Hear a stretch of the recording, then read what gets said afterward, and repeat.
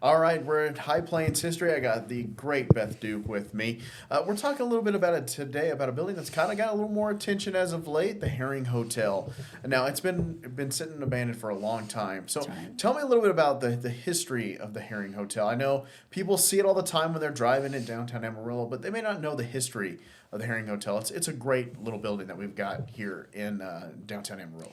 You know, the Herring Hotel is really a landmark, and it's been a landmark since it was built in 1927-28. You know, 27-28 was really the building boom of downtown Amarillo. That was right before the Great Depression, and many of our great buildings date to that time, including the Barfield, including the Amarillo building, and of course the Herring Hotel. And the Herring Hotel was built as a railroad hotel because being so near the railroad tracks, people would get off the train, walk over to the hotel, they would stay, they would do their business. Many people lived there while they were waiting to have a house built or something like that in Amarillo. And so since 1927 and 28, it has been a landmark there on 3rd Avenue. And I had the pleasure of going one time to, I think there was like a Christmas party there happening or something like that for like some company there. We went in and for another news station here in town, and you got to see the great fountain that's in the middle Yes. of the lobby. Some of the paintings and stuff like that in there.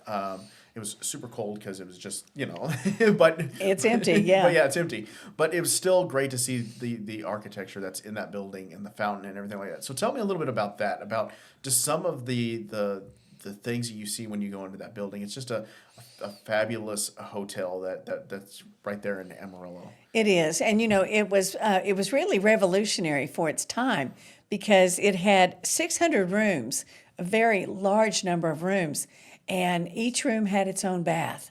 And that was very different for that time. It made it more elegant, more special, because in a lot of hotels, there was a bathroom down the hall or a shared bathroom. And so this made it really seem like very luxurious. Of course, if you went upstairs, those rooms were so small. That was before the era of the queen-size bed, the king-size bed, the California king. So today, they would be very small by our standards, but very luxuriously outfitted for 1928. And so tell me a little bit about Bugby. I know he's got some murals in there, and people may know him for some of the murals that he's got up there at Panhandle Plains Historical Museum. Those great murals, when you walk in, you see those murals. But he's also got some murals also in the Herring Hotel. He does. In the Old Tascosa room, Harold Bugby, one of our renowned panhandle artists, painted murals of the Texas landscape, of the Texas animals, the Texas cactus, the Texas yucca, all those things. And he really was one of the foremost painters of the landscape around Texas for the Great Plains, because many Texas artists like Julian Onderdonk and others were looking at the hill country and bluebonnets, but Harold Bugby painted where he lived. And the murals are great. Sadly, they're in the basement, and there has been, over the years, a lot of water damage. There's only one or two of his murals that could be restored, and we are very hopeful. We're very hopeful that that happens. Yeah, and tell me a little bit about it. You mentioned Old Tascosa. Tell me a little about Old Tascosa. Yeah, the Old Tascosa was it was a quintessential Western, old-fashioned bar.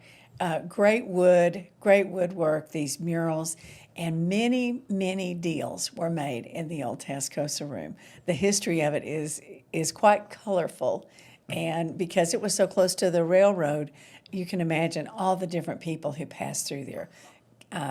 Cattlemen, oilmen, all those people. And it was a popular place for civic clubs to meet. The Rotary clubs, Kiwanis, some of those, they got their start meeting at the Herring Hotel. And I think didn't Guy Carlander design the Old Tascosa room? I believe so. That's what I thought I've read. I could be wrong about that, but I thought he Yes. designed that.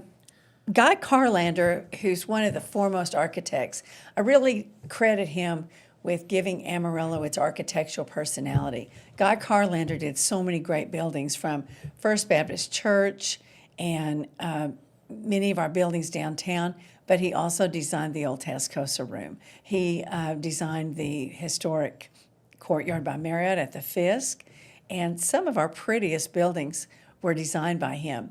He also designed one of our only two National Register districts, and that is Llano Cemetery.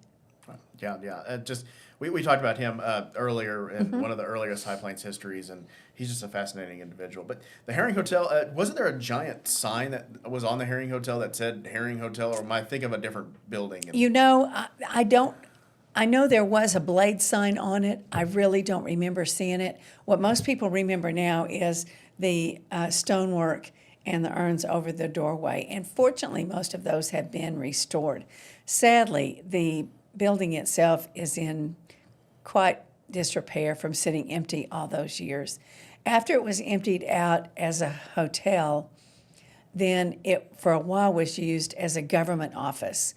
And one of the last offices in there were government offices for the Social Security Administration and the helium activity. And my dad actually had an office when it was in the helium activity. And I believe at that time, the government only used the first floor, and then it has been emptied ever since that time. So yeah, I mean that's I remember it just being empty this whole time since I Your whole life? yeah, my whole life in here in Amarillo. But I love driving by the when you're coming into downtown from and you see the one part of the Herring. There's a painting on it that says, "I'm not a has been, I'm a will be." I always love that little painting on there because it's something that kind of gives you a little bit of hope when it comes to downtown Amarillo and just kind of the spirit of Amarillo. It was like, we're going to do something with this building. It may not be tomorrow, but it may be, 10 years from now, but we're going to do something with this building. And I love that so much. It's always something that I've always loved about that on the Herring Hotel. And you can credit Robert Goodrich for that. Robert Goodrich bought the hotel with the hopes of developing it. He bought it, I guess, maybe in the 80s. And he bought it with the hopes that it could become really a center for downtown. And at one time, he had some beautiful plans drawn up about the lobby and how it was going to be brought back to its elegance, not unlike the Barfield.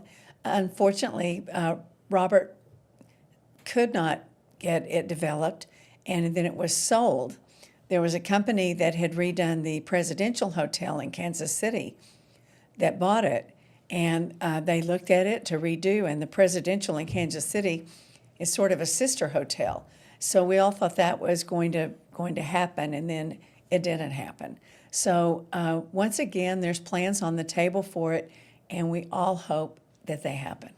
And yeah, that's like we were talking when we entered the show.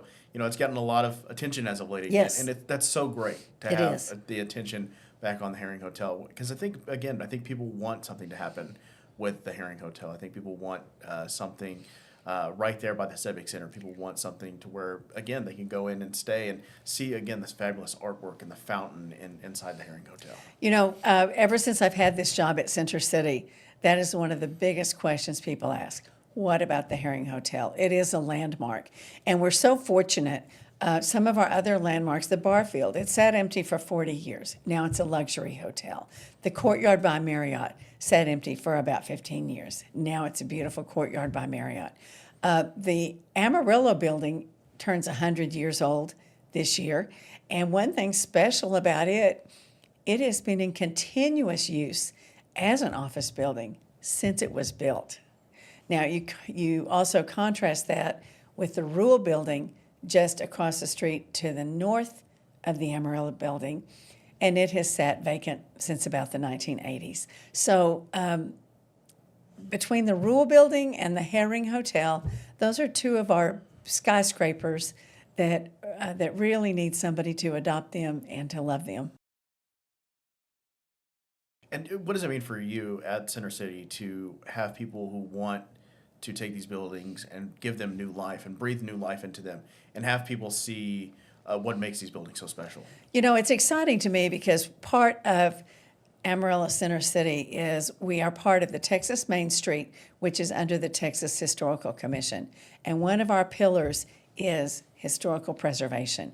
And we believe we've had some great successes. Just this year, the iconic Crest building on Polk Street sold to some local investors. We're saving some other historic buildings, but the challenge is it's so expensive to redo a historic building. And people who have done it, some of them have found some surprises.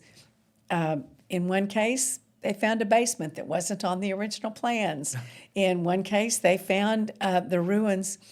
This was at Sixth Car and Crush.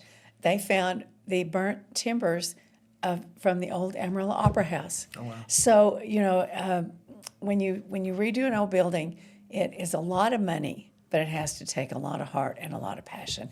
And we're starting to see that. The Herring is so large, I think it's going to take really special plans. There's a hotel in Oklahoma City called the Skirvin. It looks almost like the Herring, except it's got 3 towers. The Herring has 2. And I've seen great plans over the years. The big challenge has been to get the financing in place. And so for people that may not know, why is it called the Herring Hotel? Why is it named the Herring? The Herring Hotel was actually built by Colonel Herring, Cornelius Taylor Herring. And he was a pioneer cattleman and oilman, a huge ranch basically situated around Vernon, Texas. And that Herring name is still very much alive now in Amarillo. The descendants live here.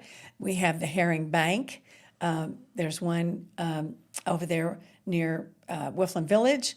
And then there's another one downtown that actually is in the restored N.S. Griggs Funeral Home. And it won a Historical Restoration Award as a branch bank that took over a building that was empty and is now a historical building. Yeah, and it looks fantastic. It looks great. The building looks great. I was remember driving by and seeing them redoing it, and it looks phenomenal now. So when it comes to, to get it to restored and stuff like that, how difficult is it? You were talking about restoring an older building. How difficult is it to restore an old building like that when it comes to keeping the history alive, but also maybe updating it to, modern things when it comes to maybe ADA compliance and stuff like that? How difficult is it for that?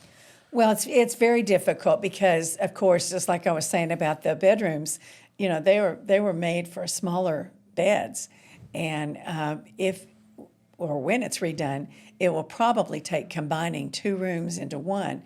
I had the opportunity once to stay at the Palmer House in Chicago, and it was a similar vintage. And what they had to do, they had to take every 2 rooms and make them one.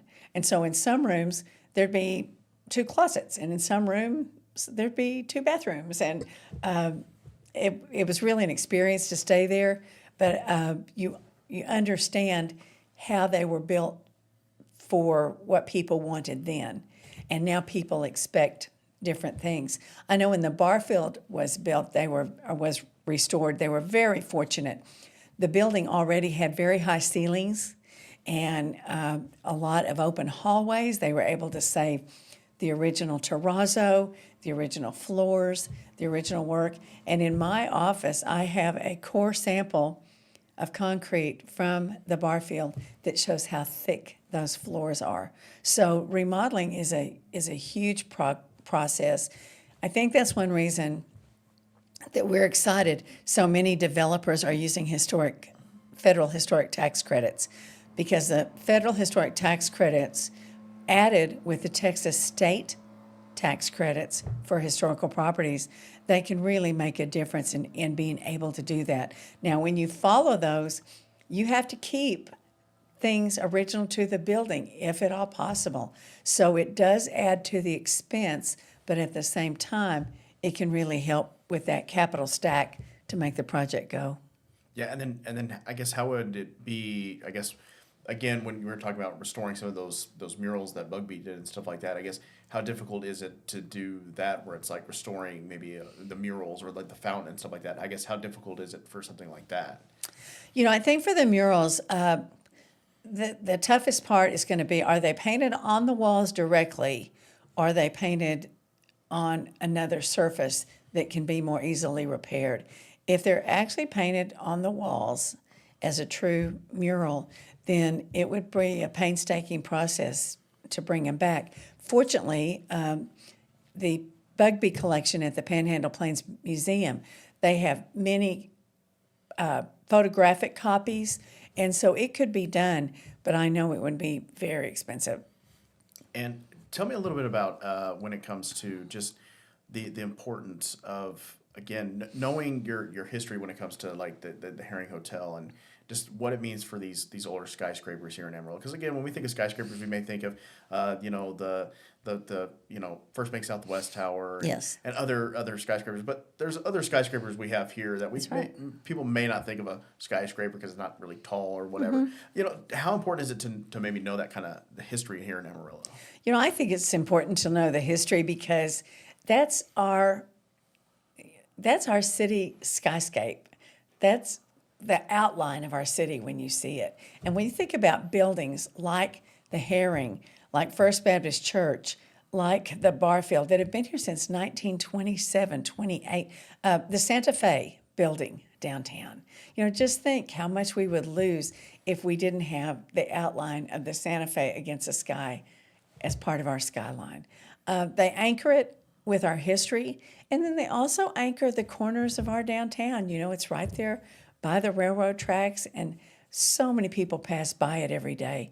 Lots of people say, how can I help? And they want to sign a petition or something. I said, we've just got to find the right person to make it happen.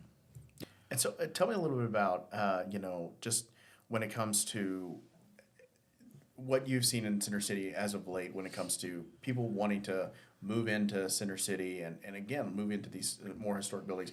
I know I was driving by not too long ago by the Globe News building, and I saw there was a new signage over there. That's right. So tell me a little bit about people wanting to move into Center City, move into these historic buildings, and just make ownership of these buildings. I think a great example is our new City Hall.